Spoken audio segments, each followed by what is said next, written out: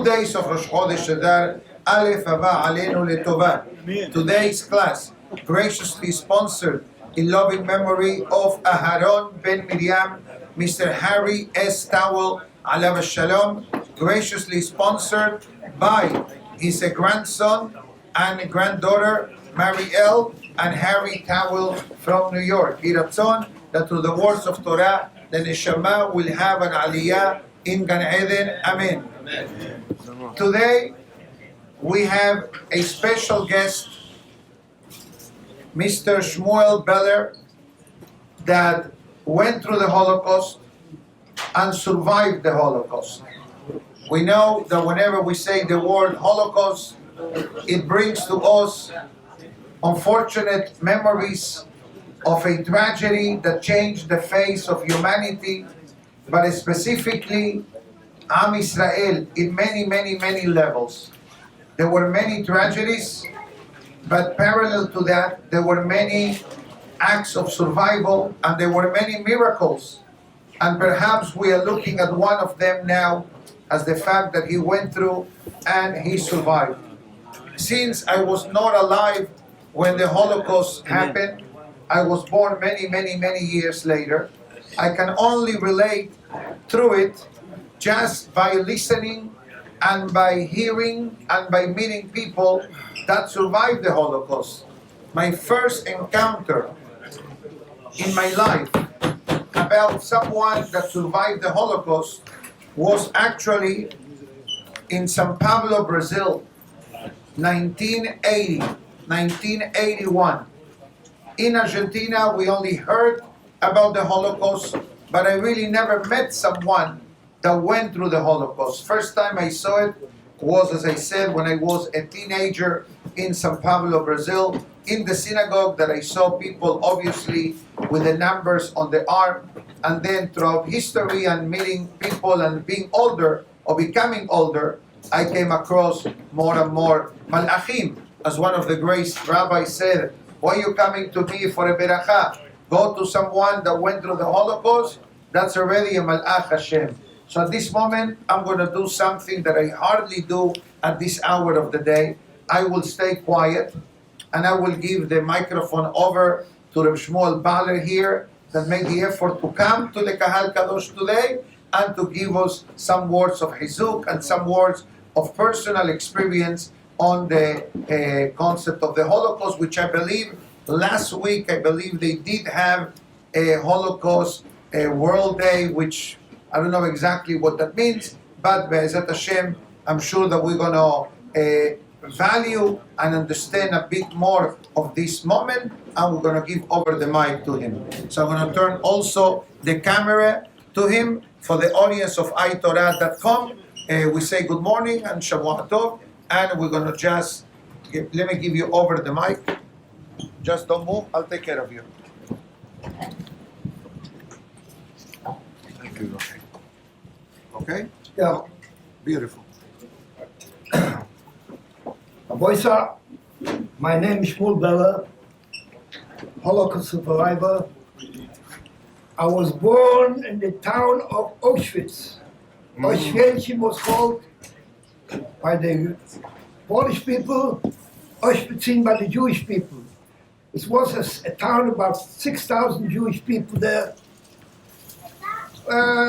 Not rich people, they were happy people. I went there, there was called a cheder, not the yeshiva here, but a cheder. I was still 10, 11, 12 years old when the war broke out. About a week before the war broke out, the heavens, Shemayim, were fiery red. And it was manim. The people were very much afraid that something's wrong here, something's going to happen. We already heard, since we were bordered with Germany, we already heard that the Germans are preparing to attack Poland.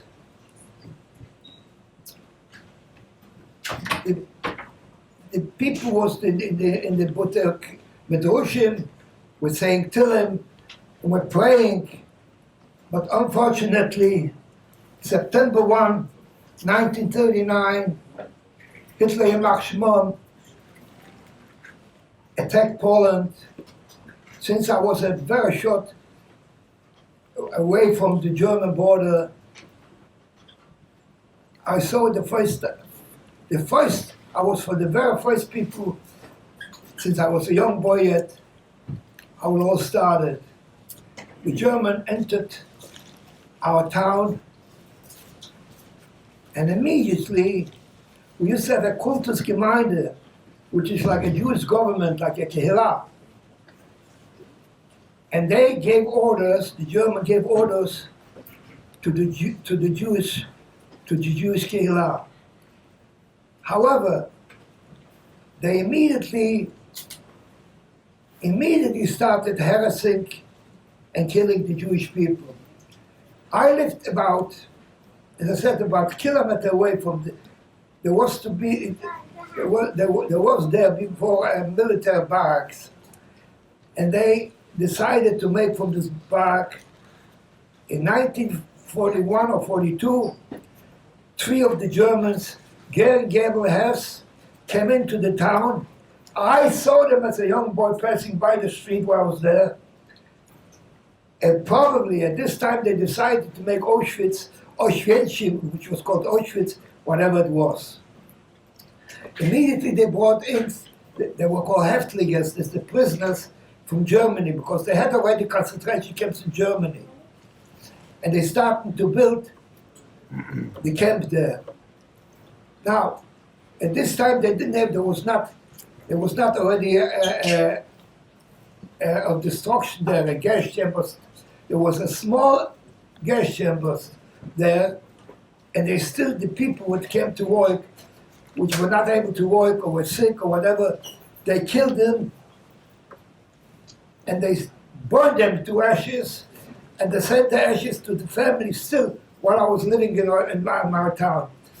They sent the ashes in a little box to the families, and they had to pay 20 zlotys or about 20 to get the ashes. This didn't take long. They moved us from there to a town of Krakow.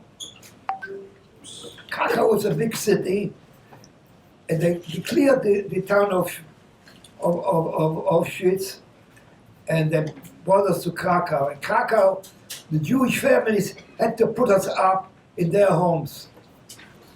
So we stood there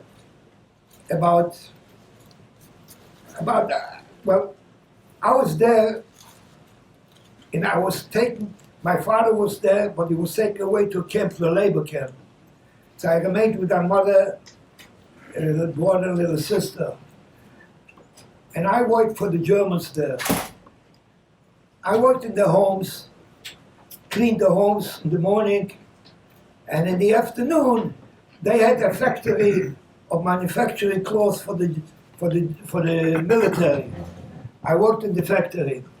And this time I had it pretty good, because since I worked in the homes by the Germans, the women were a little fair, you know, and they gave me some food, because food was rather scarce. It was not, it's very hard to get the food. We get rations. I was able to bring home food for my mother, brother, sister. However, this didn't last long. I committed the crime. Why was the crime? I worked by the German, and I was lying to him. He told me, when I was working in his place, to go across the street, which was a lumber yard, there was a Jew in there. He told me, go over and get a certain tool. When I went over to the Jew, and I asked him for the tool, he told me, go back, tell him I'm not here. And meanwhile, he looked through the window and saw me talking to him.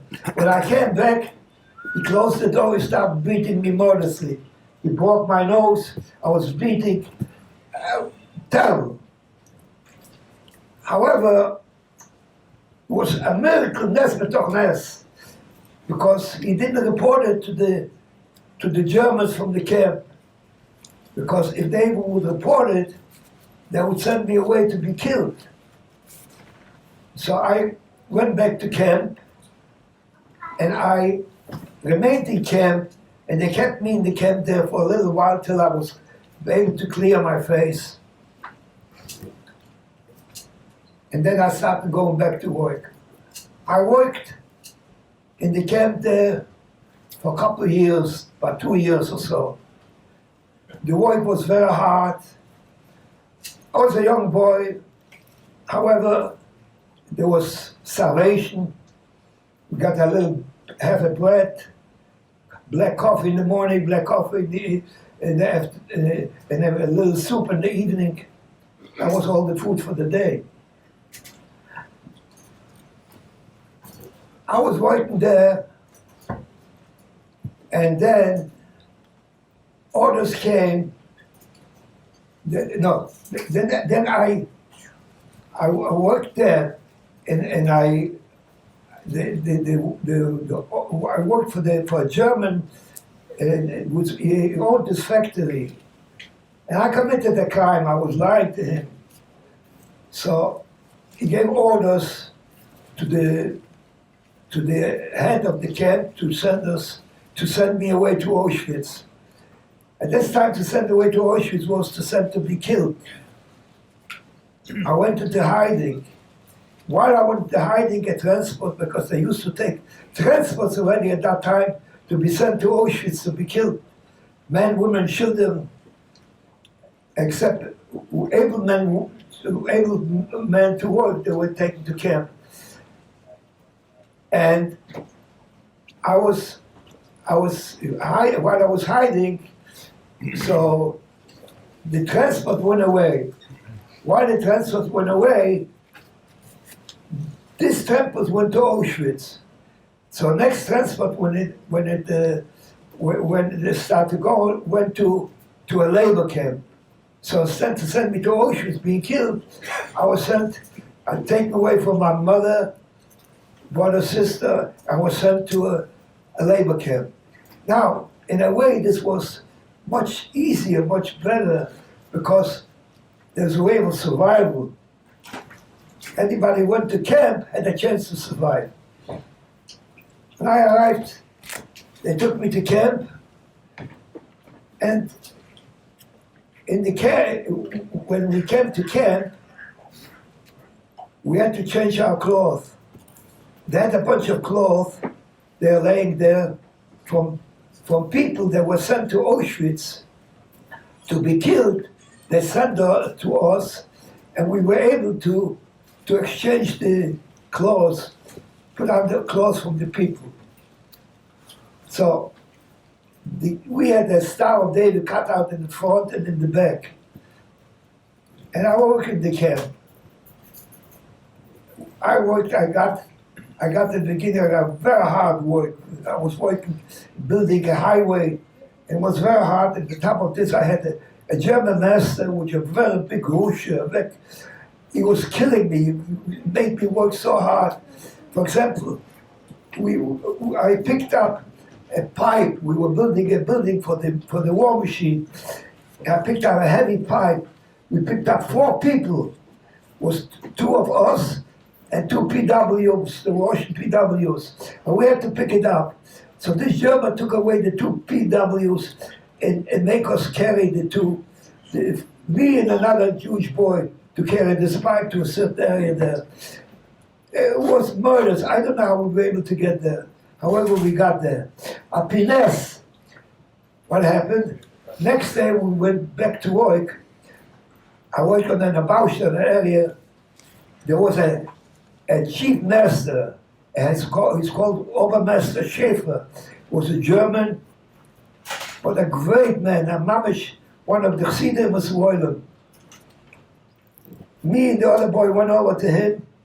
We told him, whatever happened here, that he put us to work such a hard labor we can't carry it. And he told me, and then gazing on switches, don't go back to him, come back to me in the morning, I'll give you different work. You know what he did? Next day we came in the morning to the Baustelle from the camp. He told me and him, go around to the area and collect all the parts that are laying on the ground from the building, when they're building there, and put him aside. And then he told me, was a great man, this man. If you don't have what to do, hide behind the pies. There was pies, they were building pies, huge pies, with certain chemicals or whatever for the war machine. And he said, hide there. So that's what we did. And this lasted for a while. And it was pretty good because we had easy boy, me and another boy, and two PWs. We were in groups working. At night we had to meet up and go back to camp. One day, on the Baustelle, there was one of my men that picked up a piece of wire laying on the floor. Now, he needed that we had like a camella, like a little, from a can, a little can, and with two holes here, and with a wire here like this. And this we had food in there. We put the soup, whatever we got there, or coffee, black coffee. So this man picked up this piece of wire on the ground, and he put it on him. So one German saw it. He went over to the head to the German who watched us. Go back to camp. You should report that he committed sabotage. What is sabotage? He used a piece of wire he was supposed to use for the war machine. He used it for himself. When he came back, he spoke to the Lagerelst, to the head of the camp. He says, "What shall I do? I have to report it." He says, "Don't report it. Let's see. Hopefully it'll pass by." However, what happened? He did not report it. Next day, when he came back to camp, this German who asked him to report told the man that he was told that it was not reported. He came back to camp. He told that was not reported.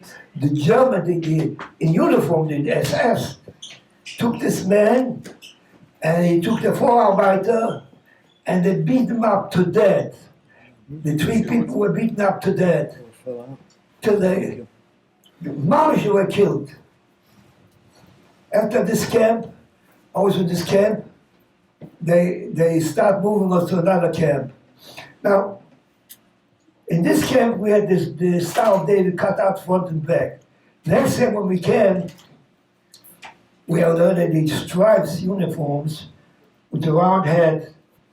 It was called a concentration camp, Konzentrationslager. In this camp was, in a way, was a little easier for the simple reason because instead was 500-600 people of us, was already 6,000 people. Now, it was a little easier because they didn't have so much supervision of us in Germany. I came to the camp and they asked me, what can I do? So I told them, I'm a metal worker. Okay? I got already a job as a metal worker. It was a little easier because it wasn't so much supervision and the work was a little easier. And in this camp, I worked there about 6 months or so. Then, what happened is that the war's coming to an end. The Russians was coming from the east, the Arabs were coming from the west. We were by the Russian side. So the Russians were coming from the east. They had to move us. So then we started one day. They told us everybody should come to an appel. We started moving. Before I was going on the march, I had wood shoes. I don't know if you know, the top was fabric and the bottom was about so thick wood. Now, you go on snow and wood, the snow piles up and you can't go. You have to stop by miracle. There was a magazine there. The Germans were busy with themselves. I went into the magazine and picked up a pair of leather shoes. These leather shoes came probably from the people who were killed in Auschwitz, and they were brought to the camps, which we were able to. They didn't give us before, but now since they were busy with themselves, I was able to go in and pick up this wooden shoes. This was a big. I picked up three pairs of socks and a pair of leather shoes, and we started up the march. The march, it was in the winter with snow. We were going from early morning to late at night. At night we slept in barns. And in the morning the Germans went with the bayonets, you know what bayonet is? They went into the hay because this was full of hay. And when they're digging in the hay, because there were some people that wanted to escape, because the war was coming to an end, they wanted to escape. So they went into and they started to see if anybody they hiding there. So whoever unfortunately was hit as what was got killed. I never tried it.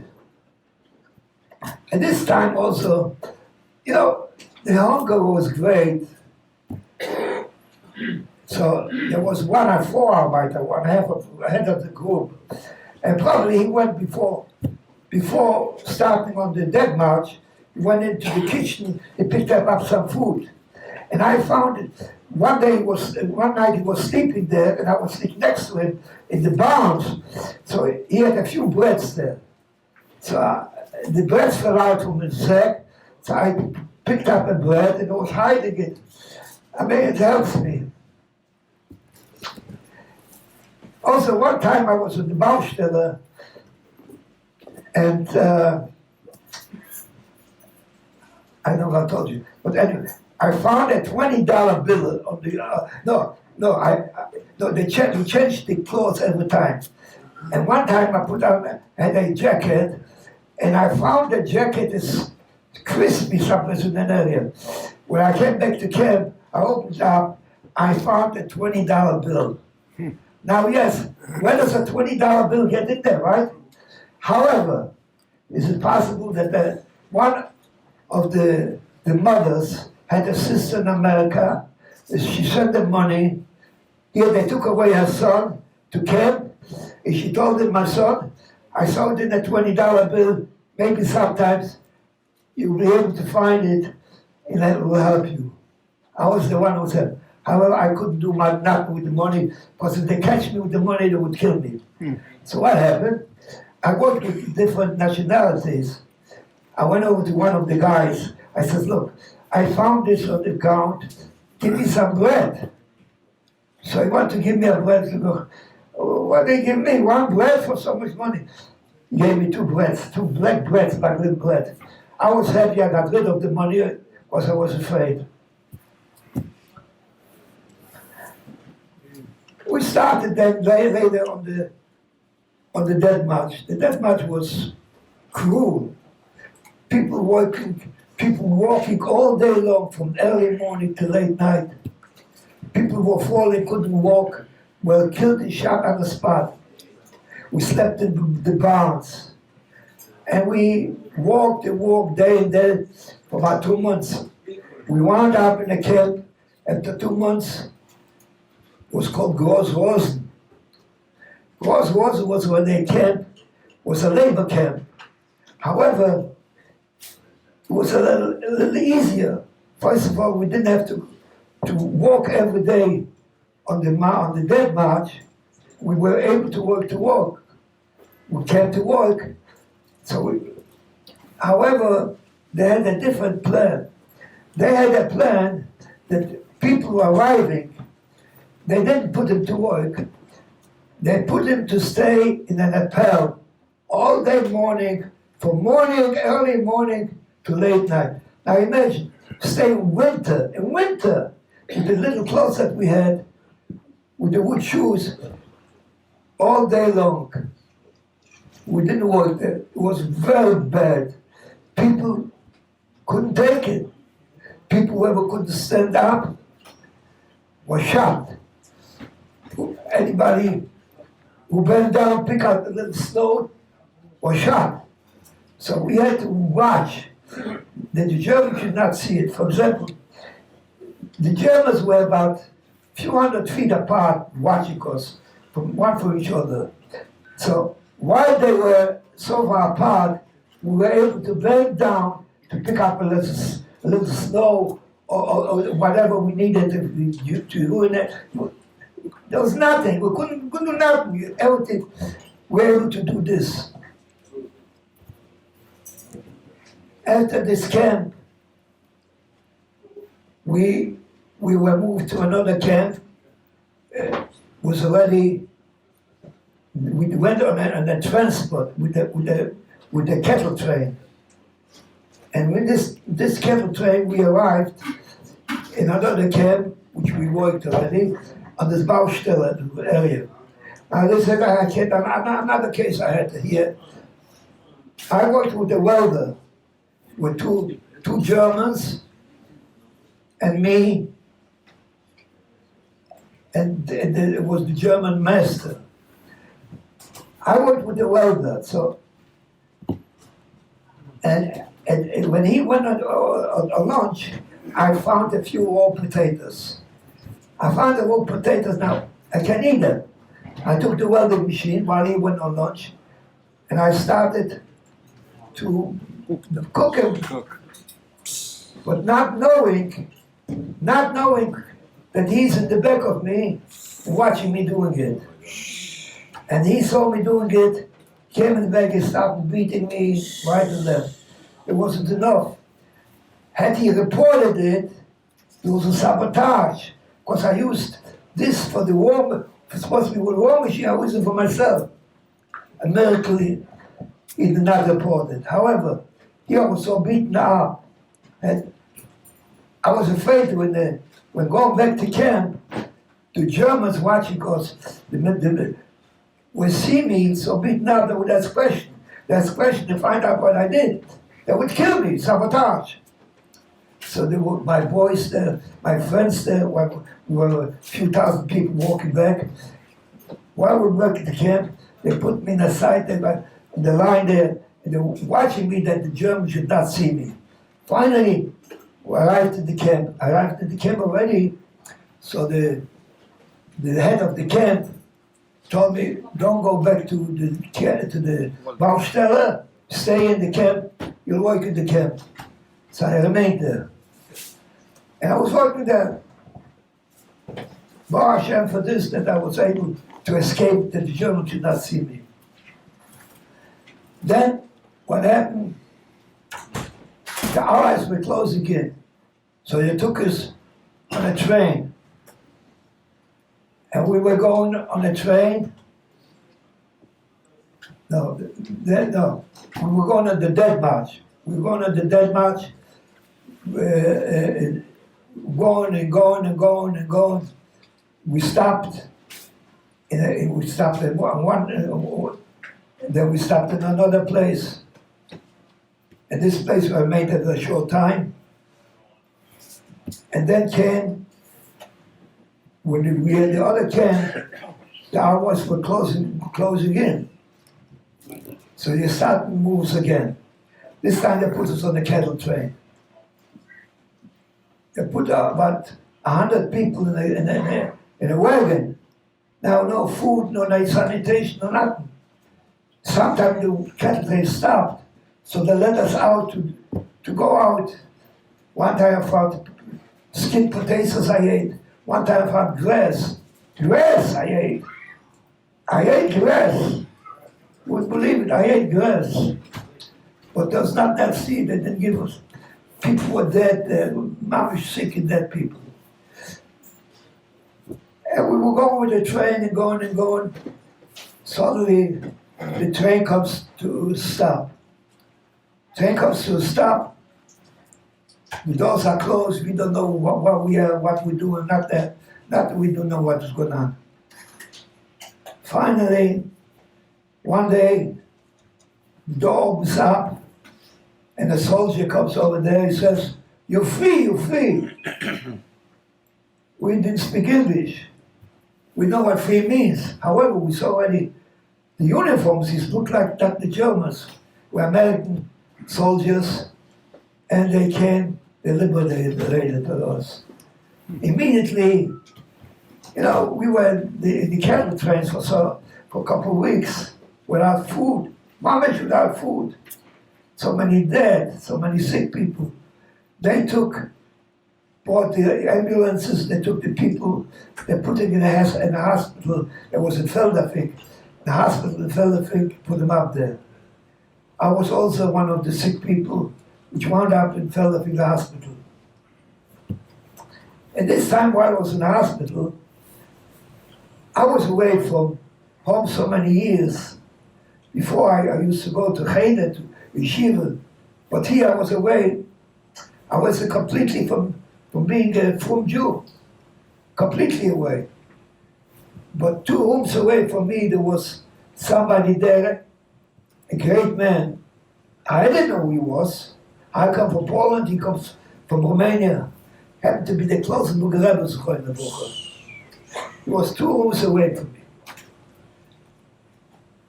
So I came there, was a Lieutenant Smith, gave orders to the German nurses, the German doctor, who tall, big guy, German uniform, gave orders. He told them, I heard it, I keep you personally responsible for the rabbiner, for the rabbi. I keep the watch over him like anything, not only for the watch over us, they gave us good care. So I survived this. Now, I was completely out of religion. How old were you when you survived? You started when you were a child? 12. 12. And how long did it go? About 4 years, about 16 years.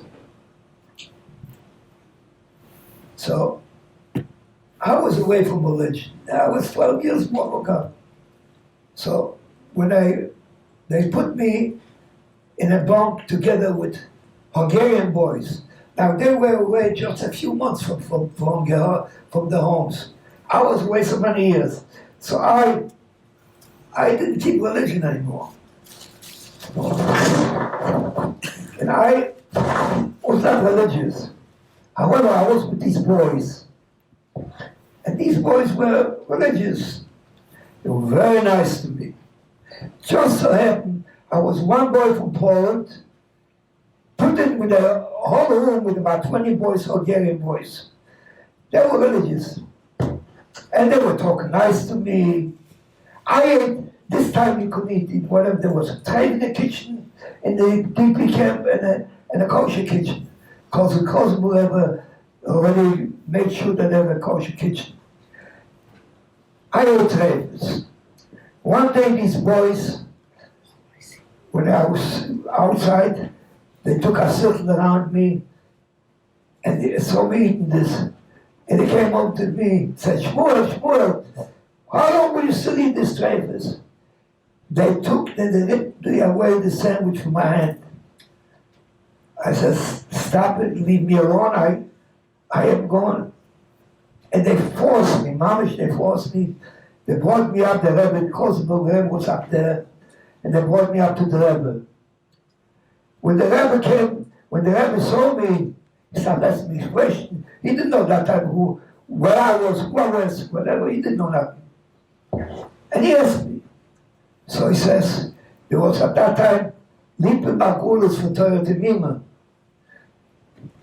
So he just nifter. And he told Lippen Bakulis, watch on me.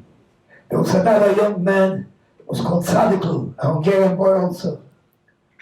And they were watching over me, and they put a lot of effort into me, and they brought me back, tried to bring me back to Yeshiva. Then he got fought very much, because I did not want to know any more from Yiddishkeit. I was already out so many years. I was a young man, young boy, 12 years old.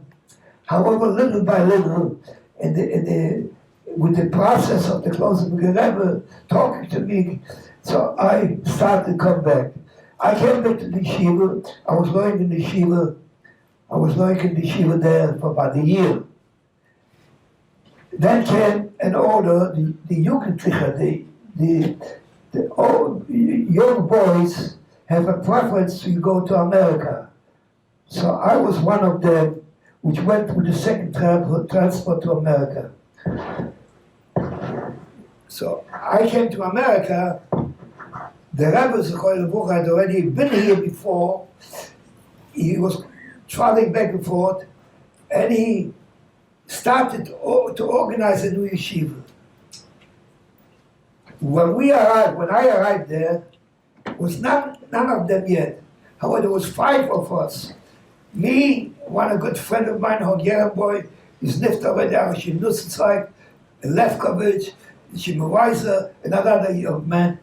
We 5 were the first 5 people which started the Klosenburg Yeshiva in America. It was beginning on Lee Avenue. On top there was an Itzkovich store. It was on top of Itzkovich store was the yeshiva there.